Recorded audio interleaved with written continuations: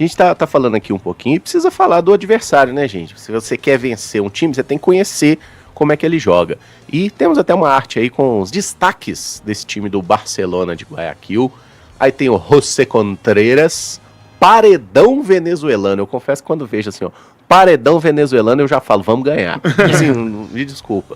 Mas não é Dario assim, não. Benedetto, atacante experiente, homem-gol. Todo mundo conhece do Benedetto, né? Sim. E suas caretas. Pipa Benedetto. Mike Costa, você saberia fazer a careta de Benedetto? Mais ou menos assim, ó. Boa, Ficou acertou. parecido. Ficou muito boa. Foi mais ou menos essa lá naquela inacreditável final de Libertadores da América realizada no Santiago Bernabéu, né? Sim. Ô, gente. E o Johnny Quiñones, o motorzinho equatoriano, tem uma vibe Ramírez nele, hein? A gente tava falando aqui, essa Muito. coisa de meio campista de chegada ali, é um cara que tá sendo um dos destaques.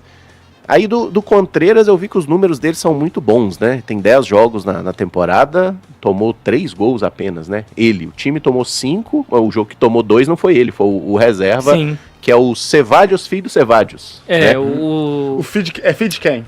O Cevallos, ele... Você falou até no 6x1. Ele tirou a Libertadores do Fluminense. Do Fluminense, catou o jogou pênalti na do Thiago LDU. Neves. Aham. Eu amo o goleiro Cevallos. Jogou O na cara LDU. parecia um tiozão do churrasco, indo pro gol, assim, ficava de costas pro batedor, virava e pegava o pênalti. Eu não entendi nada. O Fluminense tinha ganhado 3x1, era mais time. José Cevallos, pra sempre nos nossos corações, deixou o Fluminense sofrer um pouco mais. Infelizmente o Diniz ganhou a Libertadores com eles. Sim. Mas fazer o quê? Não se pode ter tudo na vida. Mas desses nomes aí, Pedrão, tenho certeza que você fez um estudo aí, teremos umas imagens aí sobre como joga o Barcelona. Não é um time que tem, assim, muitas referências técnicas que você fala, nossa, quantos craques, mas é um time muito organizado, né? Muito, muito organizado. É um time que defensivamente, principalmente, chama a atenção, né? O Caramujo lembrou, tem só 5 gols sofridos, né? São 11 jogos que o Barcelona fez esse ano. Sofreu 5 gols, 2 deles foi num jogo com o time reserva. Ali o Contreras está vivendo um baita momento, ele é um bom goleiro, tem se destacado. O Quiñones, ele já era um destaque à época no Aucas, né? Depois ele se transfere, ele chegou até aí ao futebol argentino, não foi tão bem, voltou para o Barcelona e é uma peça muito importante, né? Inclusive o técnico hoje do Barcelona foi treinador dele no Aucas, né? Então tem também essa questão de saber tirar o melhor do Quiñones. Assim, o Genta não gosta muito do termo, mas ele é aquele jogador que todo mundo olha e fala, o volante box to box, que ele chega muito bem à área, inclusive no jogo contra o Argentinos Júniors. Lá na Argentina é ele quem faz o gol numa finalização de fora da área. O Benedetto, ele tem se recuperado no Barcelona. Os últimos anos do Benedetto não foram bons. Na reta final dele de Boca Juniors já era uma reta final ali meio tortuosa e tem se recuperado na equipe do Barcelona. O Rojas, camisa 10, também é um bom jogador. Ele não aparece ali na imagem, mas ele é um cara que participa muito, inclusive no momento que a gente tá foi. machucado, não tá? O João Rojas? Eu acho que ele não tá... jogou as últimas Não partidas. jogou. Até ontem, né, que eu tava fazendo umas pesquisas sobre o Barcelona, ele era dúvida, né? Dúvida, Talvez sim. pinte aí. Que assim, a gente vai até trazer isso no momento que a gente for fazer uma análise de como joga o Botafogo no Barcelona, porque tem um jogo contra o Botafogo aqui, tá aberto. Ele é um cara que participa muito na principal jogada desse time do Barcelona ofensiva, que é a questão dos cruzamentos. Mas a gente vai falar um pouquinho disso mais pra frente. Mas é uma equipe, o Caramujo, não é aquele ataque mais elaborado, um time assim que tem muitas dinâmicas ofensivas, mas que é um time que tem uma consistência defensiva que chama muita atenção. Desde que o técnico chegou por lá, né, a primeira ideia dele foi algo que a gente fala muito aqui no Brasil, de vamos parar de tomar gol, porque o Barcelona foi uma equipe que em algum momento sofreu muitos gols, e hoje é uma defesa mais sólida, um time que consegue montar um ferrolho ali, principalmente no jogo por dentro, mas esses 3 aí se destacam como as referências mesmo. E o que eu pude acompanhar um pouquinho, assim, que o Barcelona tem uma variação de jogo ali, eles começaram jogando num 4-2-3-1, até quando teve esse jogo inicial, e aí ele foi colocando mais gente no meio campo, foi dando uma encorpada no meio campo. A estreia deles no ano foi na Libertadores, né? Isso. Contra o Argentino Júnior, no jogo oficial. Perde, depois ganha fora. Sim. E passa nos pênaltis. Eu acho que ele só tem 11 jogos na temporada. 11 jogos. É pouquinho. São 7 no Campeonato Caramujo. Equatoriano e 4 na Libertadores. Diga, Samuca.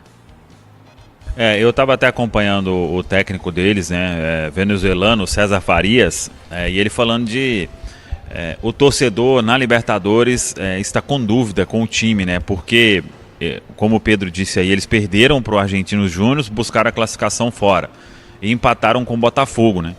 Então, na Libertadores eles estão com esses 2 jogos aí em casa sem vitória. E tem um outro jogador aí que fez até o gol contra o Botafogo, marcou agora contra a LDU, que ele enfrentou a gente, o Cássio fez um milagre nesse jogo, que é o Héctor Vidalba, que tava no Libertad, né? Uhum. Ele veio pra cá, acho que ele é reserva, mas é um cara que entra e sempre, naquela época do Libertad, ele tava voltando de uma grave lesão. É um jogador de muita velocidade, muita força, baixinho, né? Mais fortinho assim. Fez gol no último jogo, atleta perigoso. Sim, contra a LDU. Ele fez o gol contra o Botafogo, o empate. Né? E esse time do Barcelona, né, a gente vê os nomes, tem alguns nomes, o caso do Benedetto, né, que já passou ali do auge dele por muito, só que é um time experiente, né, e aí a gente fica com um pouquinho de preocupação, porque o Cruzeiro muitas vezes se mostra meio bobo, né, em campo e tudo mais. Então, assim, a defesa do Cruzeiro tem vacilado muito. E aí tem o Benedetto, por exemplo, é um cara que é malandro, tem muita maldade. O Quinones é um cara que é experiente. Assim, no geral, é um time experiente. O Cruzeiro jogando sem o Romero, com um meio que tem sido muito espaçado e tudo mais. É um cenário muito bom para um jogador como o Quinones e tudo mais. Então, eu acho que talvez o primeiro passo do Cruzeiro é ter a cabeça no lugar mesmo e jogar com inteligência. Porque senão, se ele cair naquilo que o Barcelona espera do jogo, e se cair em provocação, e se cair também num cenário que deixe o Cruzeiro muito exposto, a gente vai ter problemas. Essa talvez seja uma preocupação minha maior até do que o momento técnico em si. Eu acho que é até um bom teste esse Cruzeiro e Barcelona fora, porque o Cruzeiro já de cara já vai pegar esse cenário, que vai ser comum em outros jogos, especialmente contra o Boca, né? Tanto aqui quanto lá. Então, assim, o time tem que ser menos bobo nessa noite, porque senão vai acabar sendo surpreendido aí pelo Barcelona. Até porque, como diz o ditado, não tem mais bobo no futebol. E esse bobo não pode ser a gente, não pode né? ser a gente, exatamente. Tem sido algumas vezes, né? Exatamente. Se evitar fazer um pênalti com 10 minutos de jogo, por exemplo, já ajuda. É muito bom. Porque depois fica muito complicado. Sair atrás no placar, por exemplo, é um risco muito grande, pensando no mental desse time do Cruzeiro. E assim, se a gente pegar recente, né? Flamengo, Atlético Paranaense, São Paulo, tudo jogo que a gente deixou se decidir muito cedo, né? Muito. O Cruzeiro já começou perdendo o jogo. 5 minutos tomar gol, 10 minutos. Não tem estratégia que resiste, né?